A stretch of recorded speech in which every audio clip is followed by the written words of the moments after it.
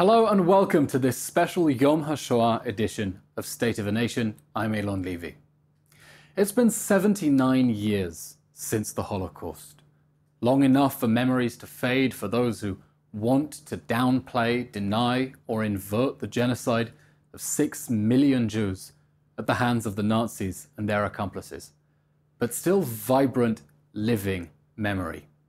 And it's living memory for my guest today. Arnold Clevs, 91, is a Holocaust survivor. He's an Auschwitz survivor. In fact, he's a survivor of 11 concentration camps. And he joins me to share his personal Holocaust testimony, speaking to European diplomats, journalists, and friends who join me at my home in partnership with Zikaron Barcelona, an organization that brings Holocaust survivor testimonies straight to your living room. This is the hardest but most important episode we have filmed to date. A story of survival against the odds, of indescribable cruelty, of unimaginable suffering, a journey that takes us to ghettos and death camps, to the jaws and the bowels of hell. Please listen carefully to Dr. Clevs' story this Yom HaShoah, and please, when you reach the end, light a memorial candle for the 6 million Jews murdered the last time Europe devoured itself.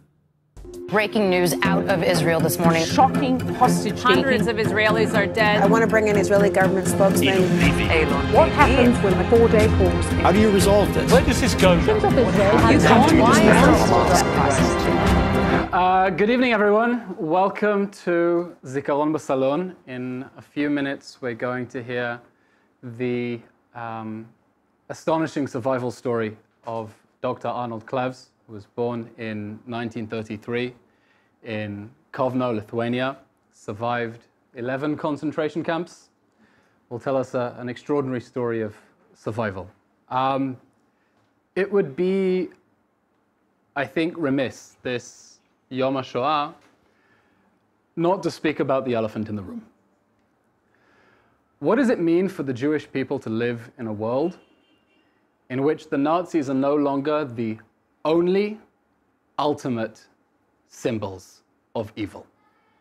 What does it mean for the Jewish people to live in a world in which we have come face to face with an evil, but in its intensity, in its hatred, in its cruelty, no less than the worst that the Nazis inflicted back during the Holocaust? In the early days of the October 7th War, we discovered whole families that had been burned alive to a cinder, deliberately, to the sort of human ash we hadn't seen since Auschwitz. Some identifiable only by fragments of bone or teeth. We heard stories about young people hiding in dumpsters and bins to try to survive, and in ditches, because there were Einsatzgruppen with GoPros running around trying to murder as many people as they could. We heard horrifying stories of Holocaust survivors who were forced to flee for their lives without their shoes across the lawns because terrorists came to their front door and tried to kill them. And I remember seeing the awful testimony of Ruth Haran, who I think 8 members of her family were abducted into the Gaza Strip, sobbing, speaking on TV, saying that the terrorists were giving her nightmares at night and flashbacks to the Nazis. But it didn't just stop there with the atrocities of October 7th. Since then, we've seen an outburst of anti-Semitism around the world that even many Jews who thought they were being alarmist in warning about the threat of anti-Semitism, realized that actually it's much more dangerous and much more pernicious than they thought it was, even if they wanted to stick their heads in the sand and say, it's only anti-Israel sentiment. A movement that not only calls for the dissolution, the violent dissolution of the State of Israel, but a movement that in the classic mode of anti-Semitism tries to scapegoat Israel for the ultimate sins of their own society. They say the ultimate sin is colonialism. So they tell a story in which an oppressed people returning to their ancient homeland is symbolic of colonialism. And another typical pattern of anti-Semitism of ascribing all the world's problems to the Jews. by saying that the Palestinian cause is a climate justice cause, and a black rights cause, and a police brutality cause, and an LGBT cause. They're saying that all the problems in the world are connected, and what connects them? The Jews. And if you solve the Jewish problem, if you solve the problem of Israel, then you hold the keys to redemption and solving all the problems of the world. So it's brought us face to face with a problem much darker than we imagined. We're beginning to learn now about a lot of the challenges for Holocaust education going forward, that if we thought one of the challenges was Holocaust denial, now we're seeing full-out Holocaust inversion. People saying, fine, the Holocaust happened, but now the descendants of the survivors are doing worse. And from there, it's only one small hop to saying, well, maybe you had it coming anyway. So a lot of disturbing thoughts in Israel and around the Jewish world this Yom HaShoah. But I want to park all of that and the contemporary context to one side and give proper honor and respect to the story of what happened during the Shoah, to the personal testimony of Dr. Arnold Clevs. Please do us the honor of sharing your story. As I said, my name is Arnold Clevs, and I come from Lithuania, Kovna. Lithuania is a very small country, beautiful little country. The people during the war were not so beautiful towards us, not like the Danes. I thank you for Denmark for being so nice to us. I was 8 years old when the war broke out. It was on a Sunday morning.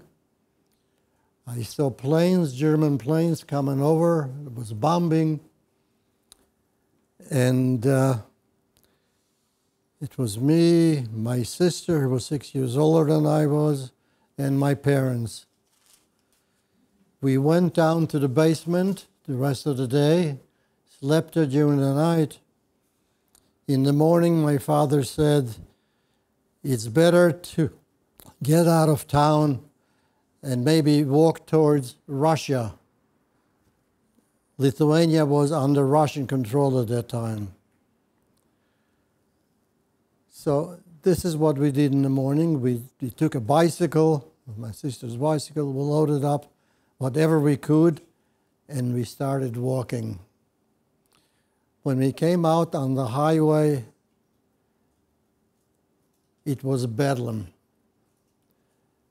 Everyone had a similar idea to run away from the Germans. And the Russian army was retreating. The highway was full with their troops and trucks and so on. We walked about a half a day, and there was a Russian military truck passed by. We stopped them. We said, can we get a ride with you towards Russia? And he said, we'll take my mother and my sister and me, but not my father. He had a bicycle. They wouldn't take him with the bicycle on the truck. So my father said, I'll meet you in this little town. The truck took off, we were driving, and all of a sudden German planes came and started strafing the truck. I'll never forget, there was a Russian soldier on the truck. He didn't have a gun. So he asks his next door neighbor, a Russian soldier, say, hey, he says, Misha, давай винтовка. Misha, give me your gun. As an 8-year-old, I said to myself, it's a little strange. He's borrowing a rifle from his friend, and he wants to protect us from the German Messerschmitts. We drove a couple of miles. Again, German planes started strafing us. The truck stopped. They told us to get off. The three of us got off, and we started walking. The entire walking, The highway was full with dead people, horses which found strange with their bellies open. Towards the end of the evening, there was another air raid with planes, and we ran into the woods to hide. Another thing which struck me in my mind, there were several Russian officers sitting by the highway. They didn't have any weapons anymore. They were waiting to get captured by the surrendering to the German army. Again, as an 8-year-old, I said, what kind of army is this? They're already surrendering. After the air raid, I got out of the forest. I met my mother and my sister. We started walking again. It was getting late in the evening. And we came to a little town. A woman saw us on the street. She says, where are you going? She says, we're going towards the Russian border. She says, you'll never make it. The Germans are already all the way around us. She said, you Jewish? I said, yeah, my mom said, yeah, we were Jewish. She says, I'll put you up in my apartment tonight. So that's what we did. The whole night, the whole place was shaking from artillery bombardments. In the morning, it was quiet. And my mother said, we have to find out what's going on. As an adult, they were afraid to go out, so they sent me. I could run fast. I go out on the street, Main Street, and I see the whole German army coming through. Tanks, artillery, unbelievable. The impression they made on me, how well they organized. A lot of Lithuanians stood on the street and hailed, Heil Hitler. I looked around and said, I'm in enemy territory here. They spotted me. The Lithuanian says, look at the little Jew standing here. I said, time to get out of here. I ran off, came to my mother, and I said, hey, things don't look so good, you know. So we had no choice. We had to go back to Kovna. We couldn't go on. The little town was close to a big river. We hired a Gentile man who had a little boat, and he was going to row us back to Kovna. Okay, we started rowing. About an hour and a half later, I saw bodies floating on the river. Not just one, not two. The river was full with bodies. They were all Russian soldiers. Either they were shot or they were drowned. I don't know. The bodies kept bumping into our little boat. The owner of the boat says, I've had enough. I'm not taking you anymore. He dropped us off, and we started walking again towards Kovna. When we came to Kovna, the outskirts, we were stopped by a German patrol. They had with him a Lithuanian collaborator. And the Lithuanian collaborators had little armbands indicating they're part of the help to the Germans. They searched us, and Lithuanian officer says to the Germans, search them real well, because you cannot trust these Jews. The other day, he says, I ran into a rabbi. He had a basket with eggs. And when I took the eggs apart, I found a gun. Only 8 years old. I know the guy is lying from here to there.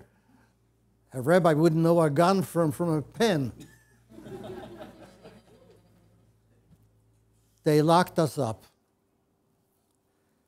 They locked us up in a place which was called the 7th Fort. It was part of the Tsar's army barracks during World War I. They took us in a large room, brick building, and we were all guarded by Lithuanians. And they had a great joy by walking by the window and using their gun to shoot into the place where we were. And the bullet would ricochet from the walls. We were frightened to death. Then they used to come in the evening and pick out all the beautiful girls. We never saw them again. My sister was 16 or 17 years old at that time, a very beautiful girl. My mother took some shawls and some clothing that she had, and she covered the head of my sister so they won't spot her, won't see her. I don't exactly remember how long we were there, possibly a week. Food, they would throw in pieces of wood, bread through the window. Then they took us out. We were all women. They took us out and marched us to the 9th Fort. This was the most notorious prison in Lithuania. The worst criminals were held there. They took us in there, and I couldn't believe the conditions. The walls, the water was running out on the side. Totally closed in. Very primitive toilet facilities. It was awful.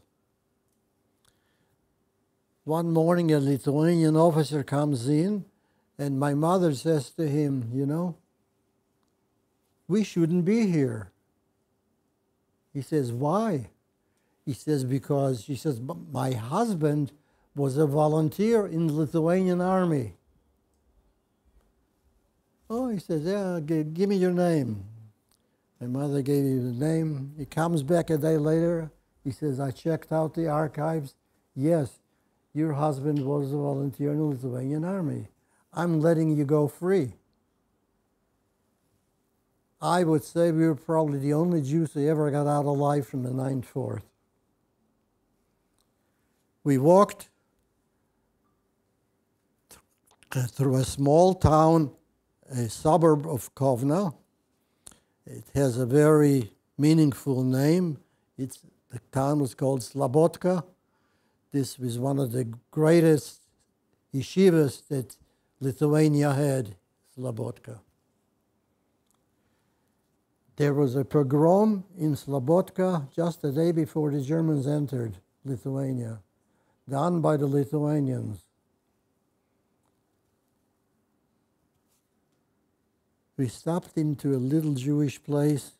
They told us what happened. They told us that they cut off the head of the rabbi from the yeshiva and put it in the window for Lithuanians to see what they can do to a rabbi.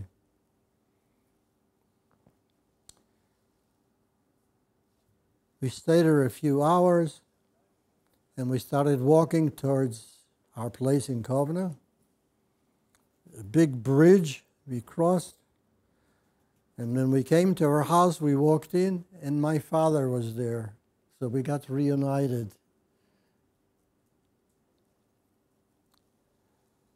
Then the laws began to be issued to the Jews. A Jew cannot walk on the sidewalk. He has to walk on the street, on the main street. If a Jew sees a German or a Lithuanian about 5 feet in front, he has to take off his hat and bow down. Wait until he's 5 meters past before he can put on his hat again. We had no food. We were afraid to go out on the streets. We had a live-in maid, Lithuanian young lady. She actually grew up with us. She came by one day to visit us with her Lithuanian collaborator. He tells her, he says, I want this, I want this, I want that. She found a suitcase, loaded up whatever they wanted. And before they walked away, my mother said, can you bring us some bread? We never saw her again. It was terrible betrayal to me as a child. I thought of her as a sister. We always spoke Yiddish together.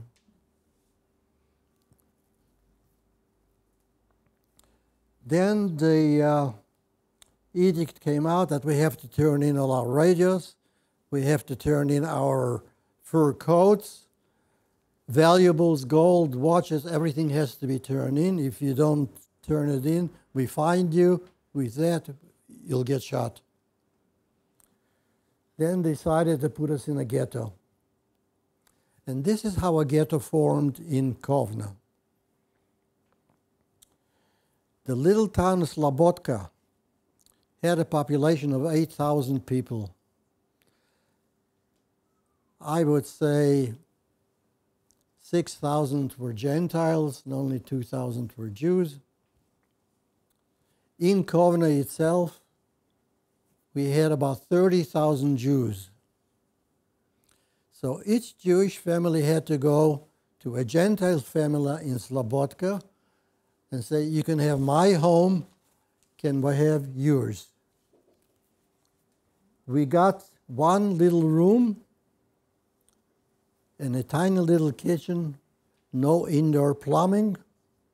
That family got an apartment of 4 rooms, indoor plumbing, all the conveniences. We took whatever we could to take to the ghetto. We loaded up as much as we could. We settled it into the ghetto, and they quickly put a fence all the way around us, and it was patrolled regularly by Lithuanians. The place that we had in the ghetto was on the main street of the ghetto. There was a little window that I used to sit and watch all day long what's going on. The adults had to go out to work, and I sat by the window watching what's going on. One day, I see a good friend of ours, he was our physician. He was walking towards where I was sitting by the window, and there is a German officer and his Lithuanian helper walk towards him. He didn't take off his hat quick enough to the Germans. The German just took out the gun and shot him right there. I'm watching this. Put the gun back in and just walked away. Nothing. He died right there. The Sonderkommando would come into the ghetto on a regular basis, grab Jews, take them away. We never saw them again. Since I was the only one in the little place by myself all day long, my father decided that he has to protect me some way. So we dug out dirt from underneath the floor at about this high, just for me, deep enough to crawl in. And one day I again looking out the window, and I see a group of SS men coming. I quickly opened up a trap. I crawled in underneath the floor. I heard the boots coming into place over my head. Walked in. I don't know what they were looking for. I don't know if they would have found me, would have killed me or taken me away. Anyway, they walked out. I was able to crawl out. And I survived.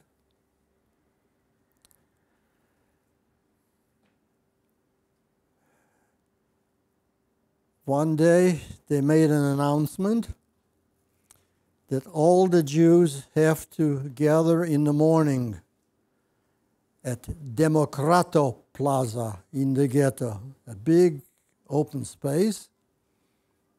We had to be there at 6 o'clock in the morning. Everyone, children, old people, make no difference. Anyone caught still staying in the house was shot. Close to 30,000 Jews gathered at that Demokrato Plaza. Trucks of German soldiers came in and Ukrainian soldiers, their collaborators. We were all in columns, 100 people in a column. And they started making selections. 100 to the right, 100 to the left. It took them all day long for this selection. It was an extremely cold day. It was October the 27th. You know, Lithuania has a very cold climate. It was already snowing.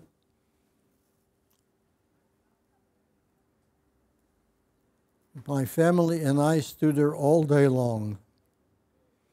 Couldn't move, no food, no water, no shirutim, nothing.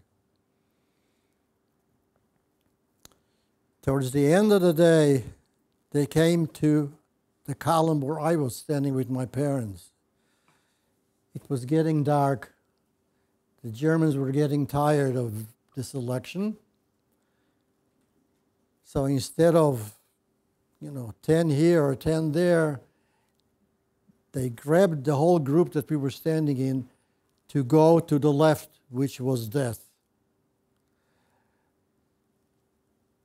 My mother was able to sneak out quickly to the right with my sister. She grabbed a hold of my father, and I was holding on to him, and she pulled him with full strength to the right side. Since it was already getting dark and the Germans were tired, they didn't spot us. We survived that evening. All the people who were taken out to the left were killed the following morning. They were shot at the 9th Fort, where I was. Graves were dug by Russian prisoners of war a week before that. They took out that day close to 10,000 people.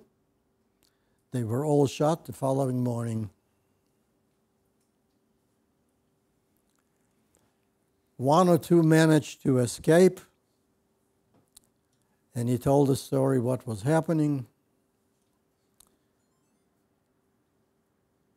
He says many people were not killed totally when they were shot. Some were severely wounded, and he was in the pit. He was able to crawl out, and he could see the earth moving from people who were still underneath in the pits. At that point, my father realized that we're all walking dead people. There's no survival here. He wanted to escape to the forest, but where would he go? It was a big distance from the ghetto to the forest. We'd had to go through a lot of little Lithuanian towns. They would have turned us in immediately. On top of that, to schlep along a little family with a kid, impossible. The tragic part was also that anyone who made it to the forest to survive, he had to bring a weapon with him. Otherwise, the partisans would not take him in. How do you get a weapon? You have to kill a German on the side to get his weapon. Very difficult job.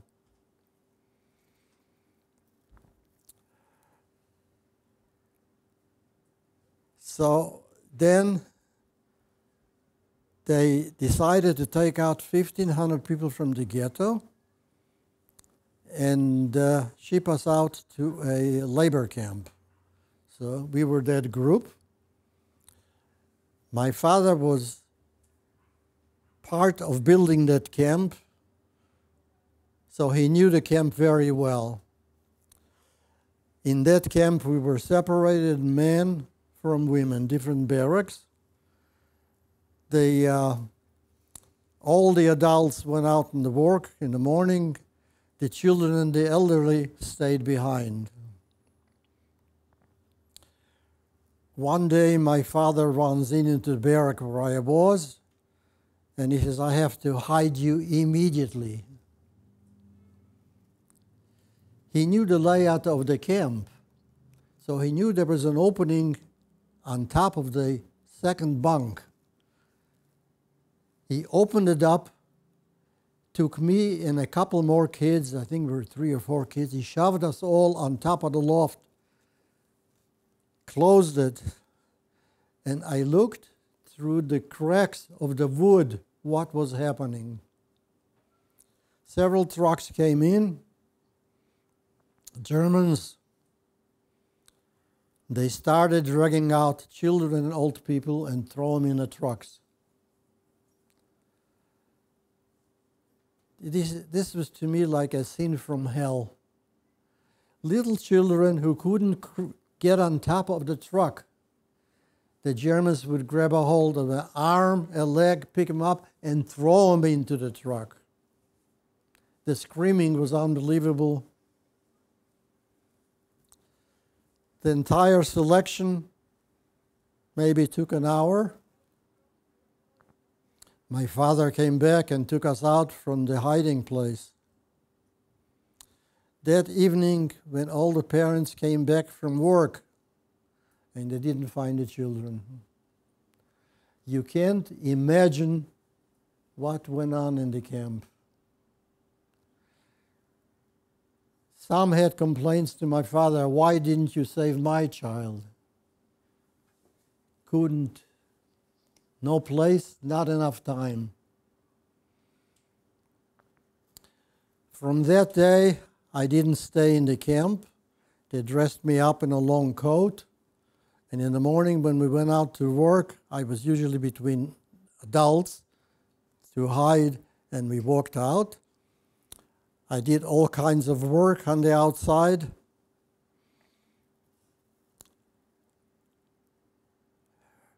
One of them was to sort out shoes from German soldiers who were killed in the war. So I had to make the right foot and the left foot together. And we were warned that if I had lousy shoes at that time, we were warned if I get a pair of shoes for myself, they'll shoot me. I couldn't help it. I had to take a pair of shoes. I mean, I couldn't walk. I was growing already. The shoes which I had were too little on me. Anyway, they didn't catch me. Then they decided to liquidate this camp. They took us on a long walk. We did not know where we were walking to. We had to cross a river, big river. One of the persons in our big marching group was sure that we were being taken to be killed. He wasn't going to have it. He ran out from the column. He jumped on the railing and he yelled out, "Shema Yisrael," and he jumped into the river. I saw him floating, and they were shooting at him, and then I didn't see him anymore. They took us to a train, loaded us up. We were on the train for a couple of days. It stopped, and they took out all the women and separated us from the men. My sister went with my mom. I stayed with my father. Train started moving, and that was it. We came after a couple of days to Germany in a train. We walked again a long distance, and we came to a camp known as Landsberg. What I found brutal in that camp is that as we walked into the camp, there was a row of S-men on one side, a row of S-men on the other side. We walked in between the two rows. Each SS-man had a big stick, and as we were walking through, we were all being clobbered with the sticks.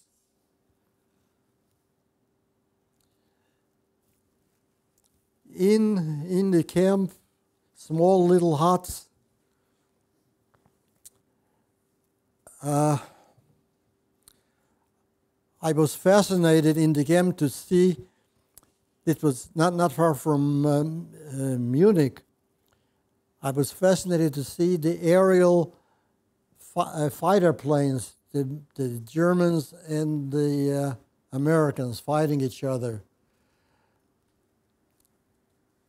Then they decided to take away the few children who were there. They took out a total of 131 boys. I was one of the youngest. The oldest one was 16 years old. He didn't have to be with us, but since his brother was taken, he wanted to protect his brother, so he joined the whole group. Now, this is as I said goodbye to my father, I could see the helplessness on his face. There were SS all the way around us.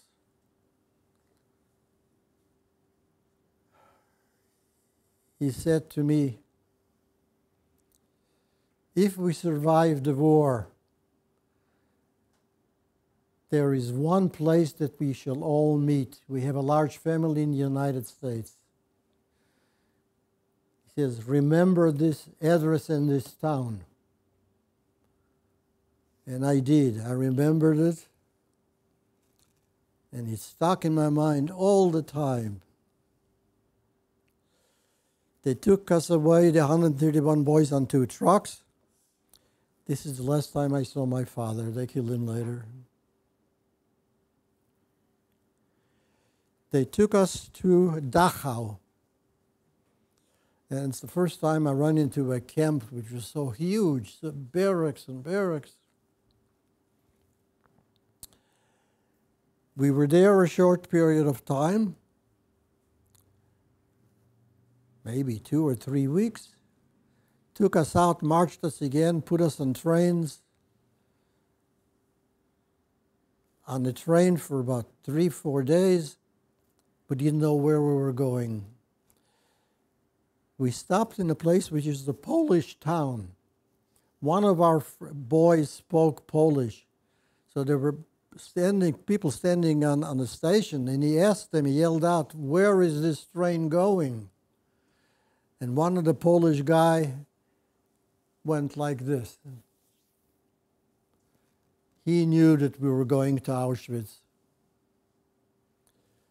Well, what do? He tells us we're going to get killed. We try to figure out how we get out of the train. Some older kids opened up a plank in the train. The first one lowered himself down, and we could see that he was able to get up and run into the forest. The second one got out. He was killed. The rest of us were frightened to do it. We arrived late in the evening in Birkenau. And did this one again, a scene out of hell. You must understand that Birkenau had a population of prisoners of close to 100,000 people. It was a town. Barrack after barrack after barrack. And the watchtowers, the lights, the electric fence. And what I was struck when he took us out to walk us, all the women didn't have their hair. They were all shorn. I've never seen a woman without hair. It was frightening to me. Looked like walking skeletons in the striped uniforms. As we were walking, I asked the German guard, I says, "Where are you taking us?" The German said, "Shut your mouth." I did. They took us to a big building, and there's a side story to it. The 16-year-old boy who was with us was a very smart kid. He says, "You're a bunch of children, but you have to act as adults. When you walk, walk like soldiers. When you take off your hat to a German, do it in unison." We walked into that place in front of the building. He gave it a command, 1, 2, 1, 2. We all walked in. He says, there were 2 SS officers standing there. He says, "Hats off." We all took off our hats in unison. The 2 German officers are discussing. I found out later, someone told me that one of the officers was Mengele. I didn't know at that time who he was. And they are discussing what to do with us. We were in front of the crematorium to be gassed. One of the officers was impressed with the young group of kids who walked in like soldiers. He looked at us, he says, "Yeah," he says, "let them go into the camp now. We'll deal with them later." This is how close I was to getting gassed that evening. They took us to the camp. It was Lager A. It had Lager A, B, C, D, and E. Huge place.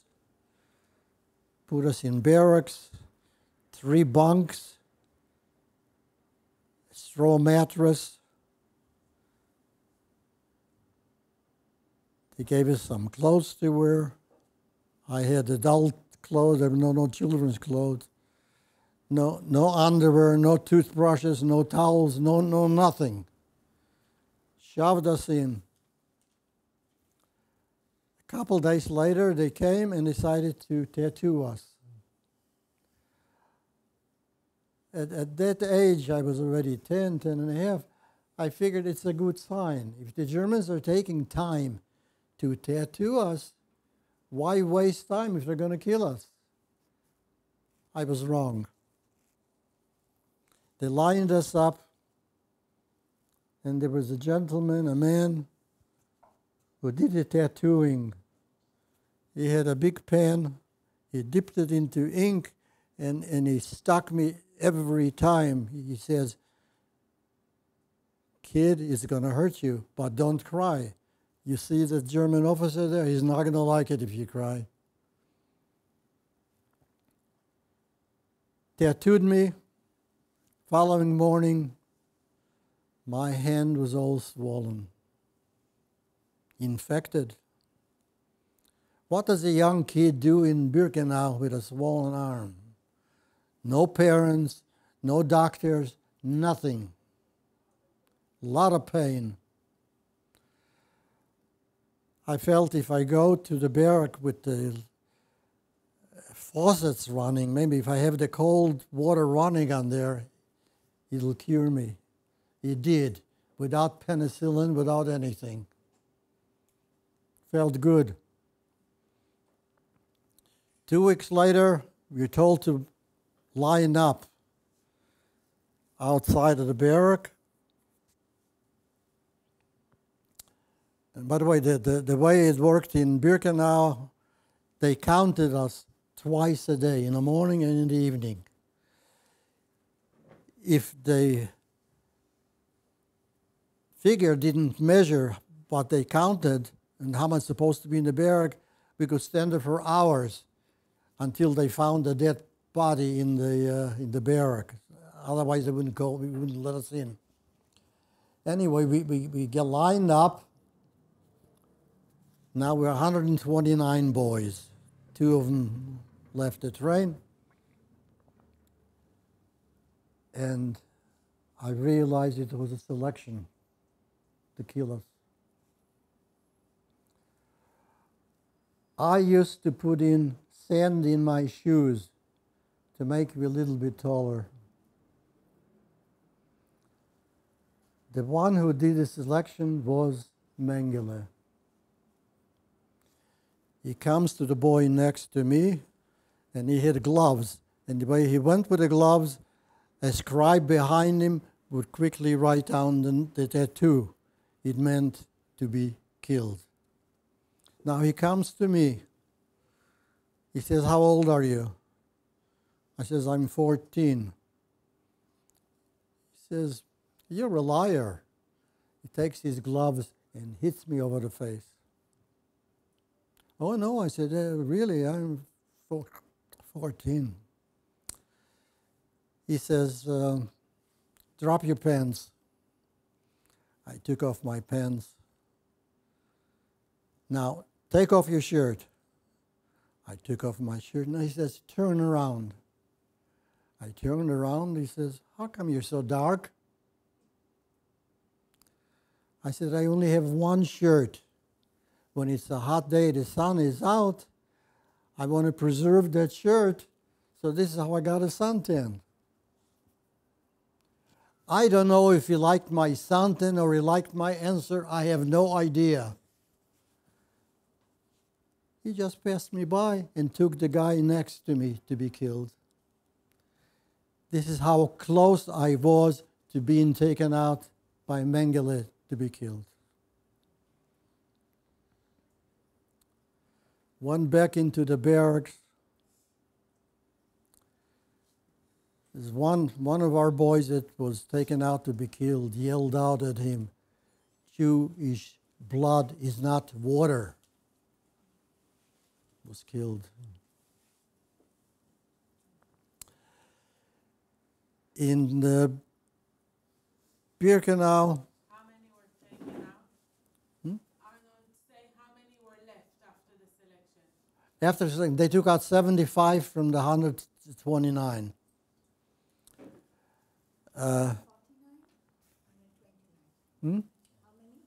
They took out 75. We started out before the selection 129. So 75 were taken out.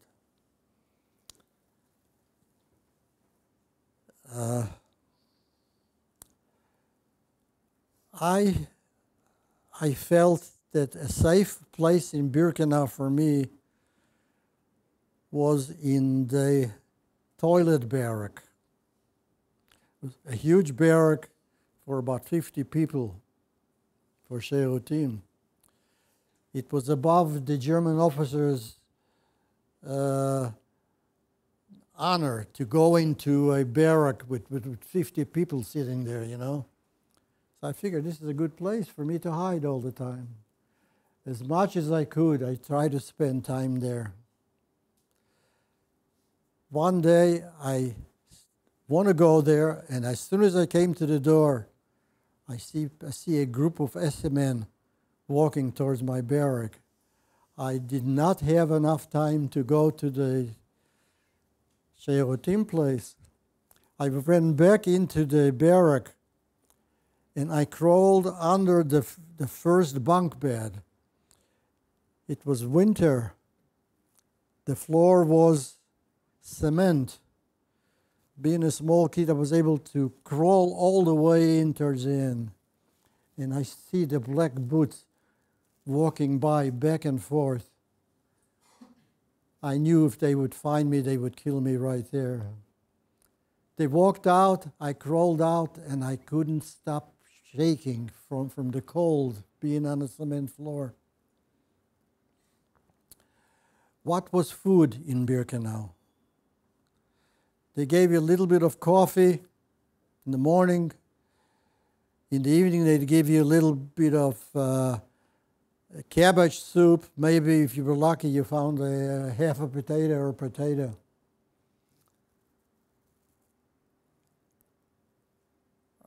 My work in Birkenau was to pick up dead bodies, put them in a big wagon, and about a dozen of kids from my group were put ropes around their body, and we pulled the wagon to the crematorium to be cremated there.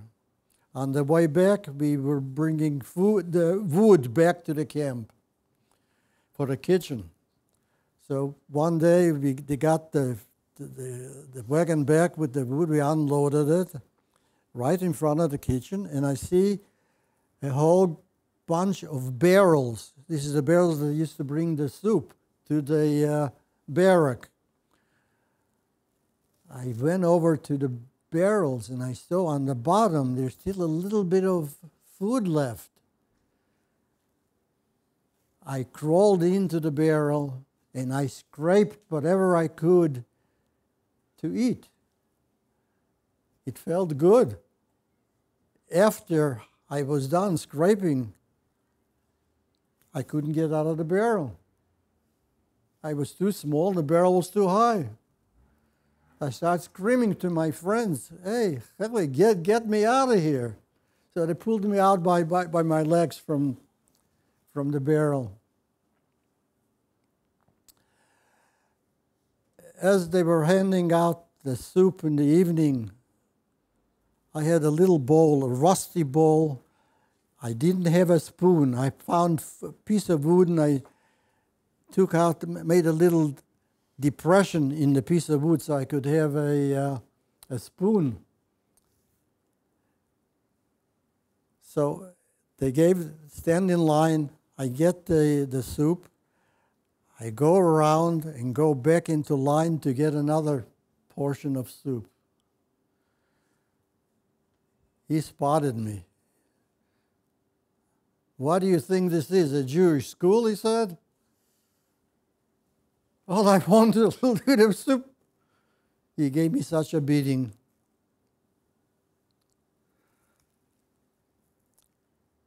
Then they decided to liquidate Birkenau. They took us out about 5 or 6 o'clock in the morning, and we started walking. We walked one day, we walked one night, another day, another night. It was a death march. Anyone stepping out of the column was killed immediately. After a couple days walking, I needed Shiurim. What do I do? If I step out of the column, he's going to shoot me. If I walk, it's cold, freezing, I'll die walking like this. I decided to step out. I step out of the column. Sure enough, the German guard is right there. He takes his gun, he loads a bullet in his magazine, and he points, he's ready to shoot me. I said, wait, I'm done. I'm okay. I can still walk. I pulled my pants up, ran into the column again, and I tried to run fast to meet up with my friends. As I met up with them, I said, I'm totally exhausted.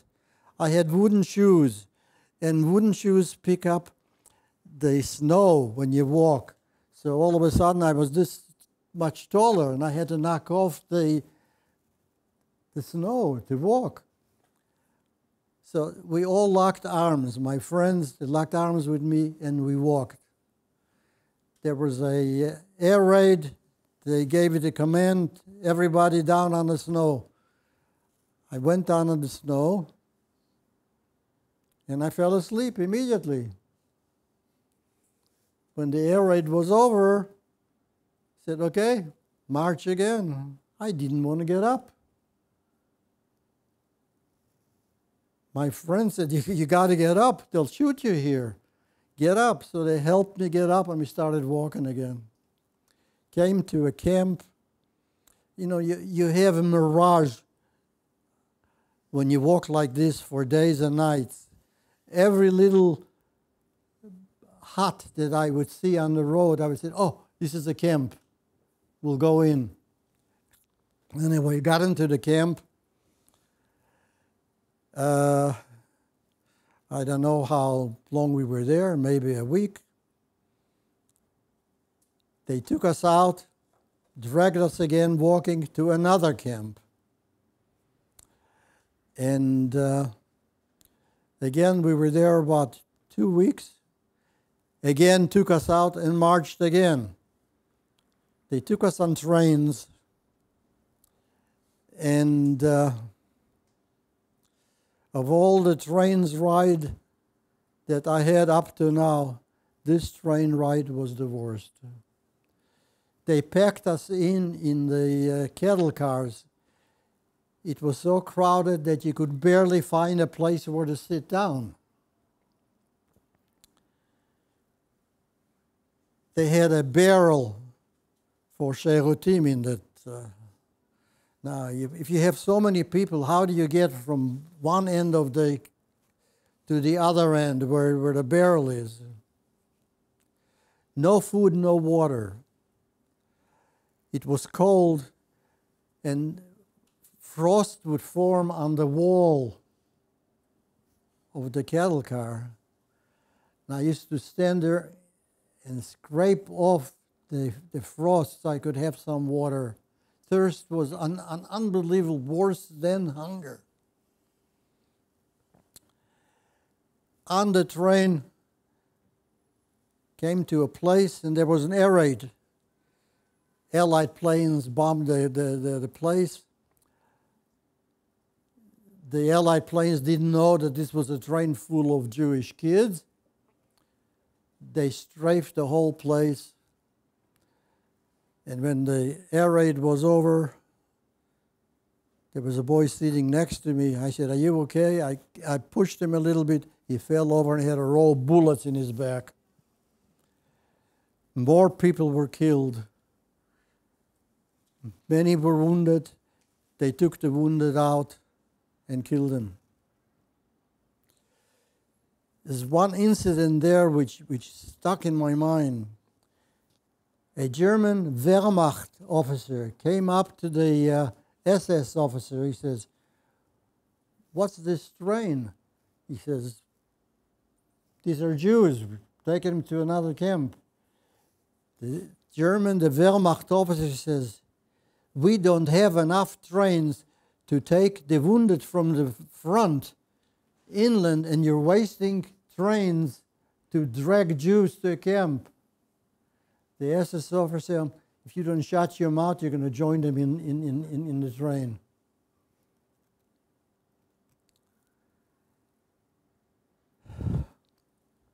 Finally,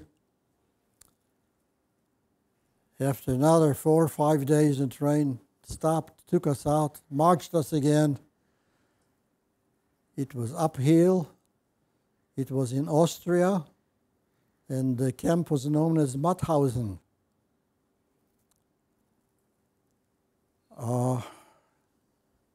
I was there again, a short period of time.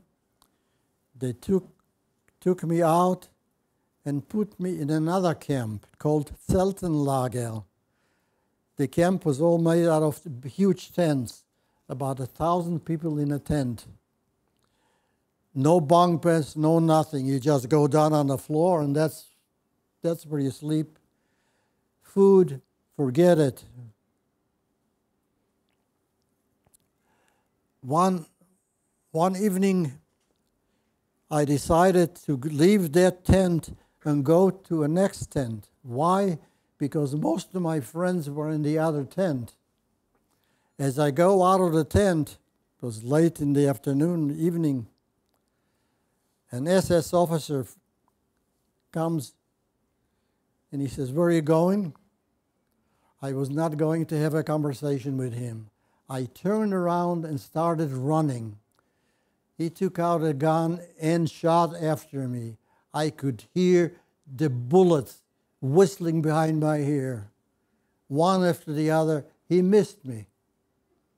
I ran into the tent where I was, and I said to some people, "Hide me real quick." They put some blankets over me. There was only one big, small bulb in the whole tent. So the SS officer came on looking for me. He couldn't find me. And there were so many dead people in the tent that the smell was awful. He just walked out.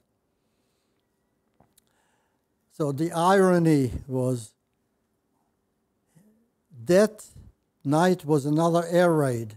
And the tent that I wanted to go to was bombed, and many people were killed. In the morning, there were pieces of bodies hanging on the outside. And this was cannibalism.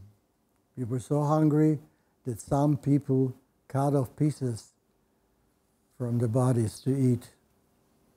Germans caught them and killed them.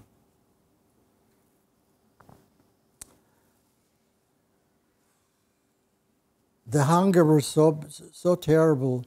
I used to crawl next to the fence to pick out little pieces of grass, the little white that is in the ground, so I could chew on it.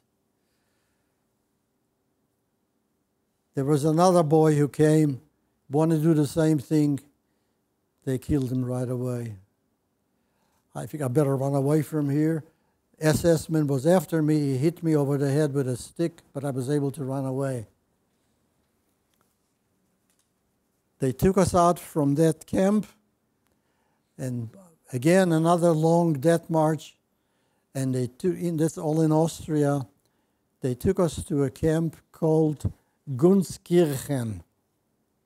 Small camp. When the camp started out, about 3 or 4 months before, there were 20,000 people in the camp. When the camp was liberated, there were only 5,000 left. There was only one barrack and one toilet facility. I couldn't sleep in the barrack because there were more dead people than live people in the barrack. So I decided to sleep outside. It was in the forest on the mud. I had a little blanket with another friend of mine, covered each other up. At that time, I decided I'm going to get out of here. I'm going to die. And then following day, when I was supposed to run away from the camp, I didn't know where I was going to go. I just get out of the camp. I saw jeeps put into the camp, and the American army came and liberated us. All I can say is I never seen American soldiers, but they sure look different than the SS. So it was just wonderful. So I walked out of the camp. I came to a highway with a couple of my friends. I didn't know which way to go.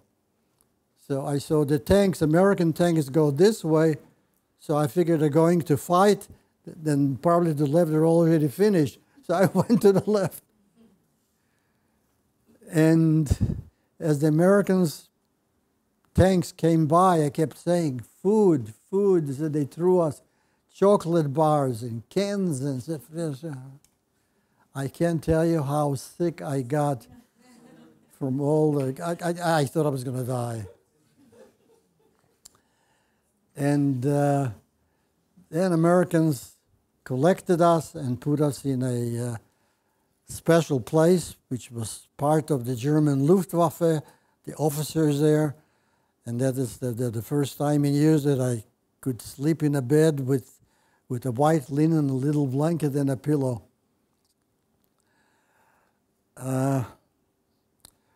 Okay, so this was liberation. I did not know who was alive. My family. I didn't know how to read, didn't know how to write. I saw some American soldiers, black company. I gave them the address, which I remembered from the United States. I says, please, write a letter to that place that I'm alive. So this is how my family in the United States found out that I was alive. I didn't know if my mom and my sister survived. Then I met the Jewish Brigade. I don't know if you're familiar with the Jewish Brigade during World War II. They were fascinating. They picked up all the children, surviving children, and kept them together. And then they took us across the border into Italy. And first we went to Bari, and then they took us to Santa Maria di Bagne on the Adriatic Sea. And was there in orphanage home. And one day a man comes in and he says to me, what do you think would happen if you meet your mother? I looked at him. What are you talking about? He said, come on, take a walk with me. So we walked outside. The orphanage was on top of a hill. The little town in Santa Maria di Bagne was low, just by the sea. And he says to me, look. I looked, and there was my mother walking up the hill. I was on top of the hill. I started running towards her, and this is how I met my mother. Then I met my sister. And then I lived in Italia for 4 years before I could go to the United States. And this is my story, my friends.